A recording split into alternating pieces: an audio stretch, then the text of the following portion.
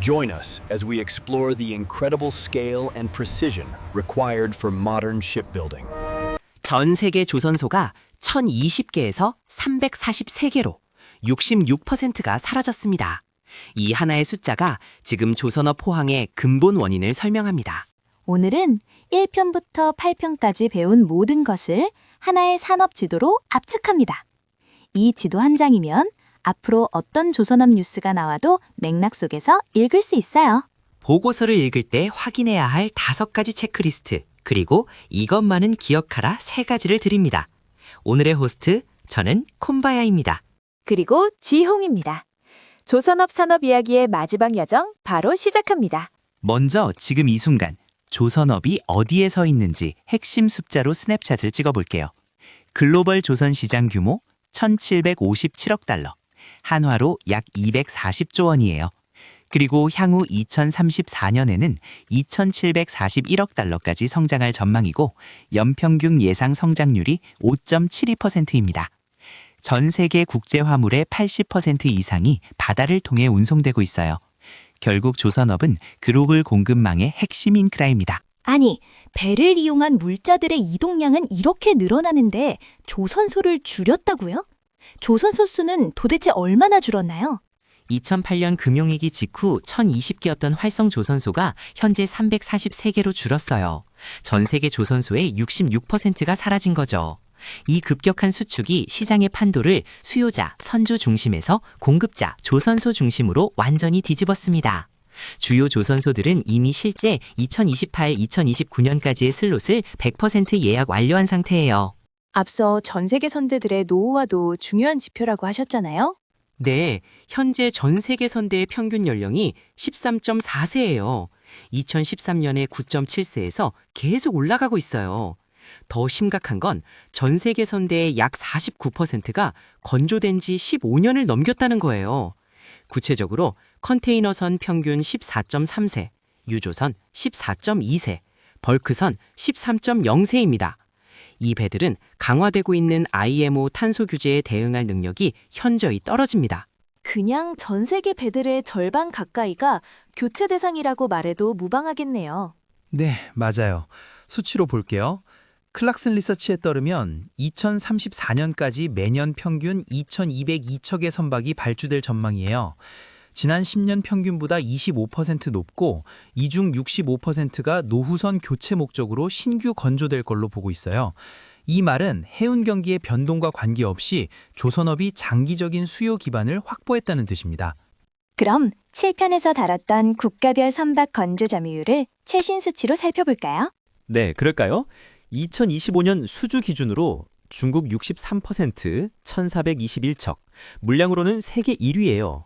하지만 2024년 71%에서 처음으로 하락한 수치입니다. 하락의 원인은 미국의 301조 정책 등의 무역 갈등과 자체 도크 포화 영향이라고 보고되고 있어요. 다음으로 한국이 21%, 247척입니다. 수량은 중국의 6분의 1이지만 척당 평균 CGT가 47,000으로 중국 25,000의 거의 2배예요. 기억나시죠? CGT, 선박 건조 난이도를 감안한 건조 톤수. 한국은 고부가 가치 선종 중심으로 선박을 건조하는 우량한 수주 잔고를 보유하고 있다는 뜻입니다. 네, 기억나요. CGT. 이게 단순 톤수보다 더 중요하다고 하셨잖아요. 네, 지용님이 잘 기억하고 계시네요. 계속 이어갈게요. 일본은 전 세계 신규 선박의 9%를 건조해요. 척수로는 230척. 일본은 해운 선사들의 자산 규모가 세계 1위라고도 했죠. 그래서 일본의 자국 선사와 결속하여 신규 수요는 안정적이지만 점유율은 계속 하락 중이라고도 했죠. 그리고 마지막으로 유럽과 기타 지역에서 7%의 신규 선박을 건조할 예정입니다. 특히 유럽은 크루즈선과 군함 같은 초고부가 선종 위주로 건조한다고 말씀드리기도 했고요. 다 기억하실 거예요. 좋습니다. 귀양 정리하는 김에 선종별 국가별 점유율도 다시 정리해 주세요. 네, 2025년 수주 기준으로 선종별 경합을 보면 LNG선에서는 한국이 압도적이에요. 하지만 최근 중국이 카타르 큐시맥스용 LNG선들을 수주하고 중국의 후동중하라는 조선소 중심으로 추격 중이라고도 했죠. 그리고 일본은 LNG선에서는 사실상 참여하지 못하고 있다고 했었죠. 다음으로 컨테이너선도 볼게요. 이 선 중에서는 중국이 발주량의 68%를 장악하고 있습니다. 하지만 15,000 TEU 이상 초대형급에서는 한국이 여전히 경쟁력 유지하고 있습니다. 특히 미중 무역 갈등으로 한국 비중이 61.1%까지 상승한 적도 있었어요. 벌크선도 볼게요. 벌크선은 중국이 점유율 80% 이상으로 사실상 독점입니다. 한국은 벌크선은 거의 수주하지 않아요. 이유는 너무 저부가 가치이기 때문이라고 했었죠. 다음 선종은 탱커, 유조선입니다. 이 시장은 양분되어 있어요. VLCC급 대형은 한국이 강하고 중소형은 중국과 경합 중입니다. 이 중에 대한조선이 수에즈막스 탱커에 특화한 전략을 구사 중입니다. 덕분에 24% 영업이익률이라는 우수한 수익률을 기록 중인 조선사도 있습니다. LPG와 암모니아선도 볼게요. 이 선종에서는 한국의 압도적인 강세예요. 이 선종들은 선박의 친환경 전환의 핵심 선종들입니다. 크루즈선은 유럽 독점입니다. 특히 크루즈선은 최고급 인테리어 공급망이 중요한데 이런 공급망이 유럽에만 있어요. 그래서 크루즈선은 유럽 조선소들이 독점하고 있죠. 함정과 특수선에서는 한국의 한화오션과 HD현대가 글로벌 수주 확대 중입니다. 특히 수리 및 정비가 시급한 미국 MRO 시전에도 진입하고 있고요. 오, 결과적으로는 한국은 고부가에 집중, 중국은 볼륨에 집중하냐 시장을 양분하고 있다. 하지만 양국 간의 경합 영역이 점점 넓어지고 있다는 게 핵심이었죠. 맞습니다. 특히 LNG선과 초대형 컨테이너선이 최근에 한중경합의 최전선이 되었어요. 이 선종에서의 기술 격차 유지가 한국 조선업의 미래를 결정지을 걸로 보고 있어요. 6편에서 빅3를 비교했는데 2025년 확정 실적으로 업데이트할게요. HD 한국조선해양은 매출액 29조 9,332억 원, 영업이익 3조 9,045억 원, 전년 대비 172% 성장, 영업이익률은 약 13%, 2026년 신규 수주 목표는 233억 달러로 전년 대비 29% 상향, 한화오션은 영업이익 1조 1,091억 원으로 전년 대비 366% 성장, 2026년 예상치는 1조 6,680억 원 전망, PBR은 2.16배. 삼성중공업은 매출액 10조 6,500억 원, 오랜만에 매출액 10조 클럽 복귀했다는 것이 의미 있다. 영업이익 8,622억 원, 전년 대비 71.5% 성장, 2026년 수주 목표는 139억 달러로 전년 대비 76% 증가 목표. 3사 합산 2025년 영업이익이 약 5조 8,758억 원이네요. 이 수치는 전년 대비 170% 성장한 거네요. 네, 맞아요. 4편에서 다뤘던 슈퍼사이클 2.5가 숫자로 증명되고 있습니다. 자, 각 사별로 좀 더 깊이 들어가 볼까? HD 한국조선해양부터 특히 주목할 건 엔진기계 사업부의 성장이에요. 기억하시죠? HD현대가 건조하는 선박뿐 아니라 중국에까지 수출되는 그 사업부입니다. HD현대는 자체 엔진 제작 능력을 바탕으로 한 수직 계열화가 수익성의 핵심 동력이 되고 있어요. 2026년 매출 가이던스는 환율 1,350원과 강제가 20% 상승이라는 보수적 가정에서도 HD현대중공업이 24.4조 원, HD현대 3호가 8.3조 원의 매출을 올릴 전망이에요. 그리고 하나오션의 366% 성장이 특히 눈에 띄네요. 이건 방산 부문 덕분인가요? 하나오션의 영업이익 1.1조 원은 대우조선 시절에는 상상도 못할 숫자예요. 2026년에는 1조 6,680억 원으로 50% 추가 성장이 전망되고 매출도 13.6조 원에 이를 것으로 보여요. 말씀하신 대로 현재 방산 부문의 기여가 점점 커지고 있고 필리조선소 가동이 본격화되면 미국 MRO 매출도 반영되기 시작해요. 삼성중공업은 2026년이 가장 기대되는 해예요. 수주 목표를 139억 달러로 전년 대비 76% 상향했는데 FLNG 프로젝트 3개, ZLNG 시더 코랄 노르테가 동시에 가동돼요. 미국의 델핀, 캐나다의 크실리 심스 프로젝트도 2026년 본계약이 예정돼 있어서 FLNG 수주가 최대 70억 달러에 달할 수 있어요. 일전에 소개해 주신 시장의 핵심 지표들 있잖아요. 현재 이 지표들의 수지는 어때요? 네, 쭉 말씀드려 볼게요. 신조선가 지수 181.97, 역사적 고점 유지 중이에요. BDI는 2028, 매우 견조한 수준입니다. SCFI는 1710, 전주 대비 14.9% 급등, 홍해 사태 영향, 후판 가격은 동북아 지역에서는 킬로그램당 1.81달러로 직전 시기 대비 3.4% 상승한 상황입니다. 친환경 수주잔고는 전체 수주잔고 중 47% 차지. 그리고 중요 이벤트로 IMO 넷제로 최종 투표 2026년 10월 예정. 세 지표 모두 양호하고 친환경 전환이 가속 중. 조선업에 상당히 우호적인 환경이네요.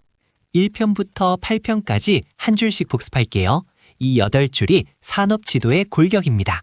여러분도 들으시면서 다시 한번 기억을 되살려 보세요. 우선 1편에서는 선종, 배의 종류에 대해서 이야기했었습니다. 화물이 배의 구조를 결정한다. 선종을 알면 보고서의 반이 보인다. 2편에서는 배의 건조 과정 전반에 대해 이야기했었죠. 수주에서 인도까지 2, 3년, 결제 조건이 곧 시장 주도권, RG는 사업의 자격증. 3편에서는 선박 건조 기술에 대한 이야기를 했었고요. 블록공법, 선행의장 1대 3대 9, 조선소 신축 불가능 5대 장벽. 4편에서는 역사 이야기를 했었죠. 500원 지폐에서 세계 1위, 분식회계 5조 원의 교훈, 슈퍼사이클 2.0 이야기. 그리고 5편에서는 주요 지표들에 대해 이야기했었습니다. 신조성가, CGT, 수주잔고, 후판, 환율. PER은 함정, PBR과 ROE로 봐야 한다. 6편에서는 한국의 조선사들을 소개했었고요. HD는 규모, 삼성은 해양 플랜트 강자, FLNG 80%, 한화는 방산 프리미엄, 엔진 55%가 숨은 해자들도 언급했죠. 7편에서는 한국은 하이테크, 중국은 볼륨, 격차 2, 3년, 5대 경쟁력과 5대 리스크. 8편에서는 조선업의 미래에 대한 이야기를 했죠. 규제가 곧 수주, 친환경 연료 3대장, LNG, 메탄올, 암모니아, MAS-GAS 프로젝트 3.6조, 아비커스 등 4단계 자율운항. 그리고 보고서를 펼쳤을 때 확인할 5가지는 제가 정리해 볼게요. 첫째, 신조선 가지수. 오르면 좋고 꺾이면 주의. 둘째, 수주잔고와 선종 믹스. 몇 년치인지 LNG 비중. 셋째, 후판 가격과 환율. 원가와 매출에 직접 영향. 넷째, 결제 조건. 톱헤비 비율 증가는 긍정 신호. 다섯째, 방산 MRO 매출 비중. 사이클 무관 안정 수요. 자, 이제 이 체크리스트를 알면 뉴스도 다르게 읽힐까요? 네, 그럴 것 같아요. 조선업 뉴스를 읽을 때 가장 유용한 건 사실 인과관계 맵이에요. 6편에서 밸류체인을 다뤘죠? 그걸 뉴스 해석에 적용하면 이렇게 됩니다. 해운 운임 뉴스가 나오면 운임이 오르면 선주가 돈을 벌고 돈을 벌면 세배를 주문하겠구나. 조선소 수주의 영향. 후판 가격 뉴스가 나오면 후판이 오르면 조선소 원가가 올라가겠구나. 톤당 10만 원에 3, 5천억이 왔다 갔다 하겠구나. 분기 실적의 영향. 환율 뉴스가 나오면 원화가 약해지면 달러로 받는 조선소에 유리하겠구나. 단 환해지 비율을 따라 다르다. HD 30에서 50, 삼성 100%, 한화 거의 0%, 종목 선택의 영향. IMO 규제 뉴스가 나오면 규제가 강화되면 노후선 교체 수요가 늘겠구나. 친환경 선박 수주 증가, 한국 조선소의 유리. 미 해군 예산 뉴스가 나오면 방산 예산이 늘면 하나오션, HD 현대 방산 부문의 호재겠구나. 방산 프리미엄 종목의 영향. 중국 조선 수주 뉴스가 나오면 어떤 선종인지 확인. 벌크선이면 한국의 영향 적고 LNG선이면 기술 격차 변화 확인. 7편의 경쟁 분석 프레임 적용. 네, 뉴스 하나가 밸류체인에 어디에 영향을 주는지 추적할 수 있으면 뉴스가 단순한 정보가 아니라 일종의 투자 인사이트가 되는 거군요. 맞습니다. 소개편에서 정보의 홍수 속에서 나만의 길을 찾는다고 했던 게 바로 이런 게 아니겠어요. 뉴스를 맥락 속에서 투자 흐름을 읽는 능력. 이 시리즈를 통해 이 능력의 기초가 만들어진 겁니다. 이것만은 기억하라. 자, 많은 이야기를 했는데 조선업과 관련해서 다 까먹어도 이건 꼭 집에 가져가시라고 할 것들만 다시 정리해 볼까요? 흔히 키 테이크어웨이라고 하죠. 우선 오늘의 수주가 2, 3년 뒤의 매출이다. 이 시차를 이해하는 것이 출발점. 조선소는 대체 불가능한 자산이다. 1020개에서 343개로 이 희소성이 시장을 판매자 우위의 시장으로 만들었다. 기술 격차가 곧 밸류에이션 격차다. 한국 척당 CGT 47,000, vs 중국 25,000. 이 차이가 선가, 수익성, 주가의 차이. 와, 쿵바이미. 정말 감동입니다. 시차, 희소성, 기술 격차. 이 세 단어가 이 시리즈의 정수입니다. 그렇게 감동적이었어요? 자, 소개편에서 시작해 9편까지. 우리는 배의 종류부터 시작해서 수조 원이 오가는 비즈니스 모델을 이해했고, 11단계 건조 공정을 따라갔고, 500원 지폐에서 세계 1위까지 역사를 체감했고, 증권사 보고서를 읽을 수 있는 용어를 익혔고, 빅3의 전략 차이를 분석했고, 글로벌 경쟁의 실체를 봤고, 미래의 방향을 전망했어요. 이 여정을 함께 걸어오신 분들은 이제 조선업 뉴스가 나올 때 아, 이건 이런 맥락이구나 라는 감이 이제는 잡히실 거예요. 신주 성과 지수가 움직이면 판매자 우위가 유지되는구나. 후판 뉴스가 나오면 톤당 10만 원의 조선사들 영업이익이 3, 5천억이 왔다 갔다 하겠구나.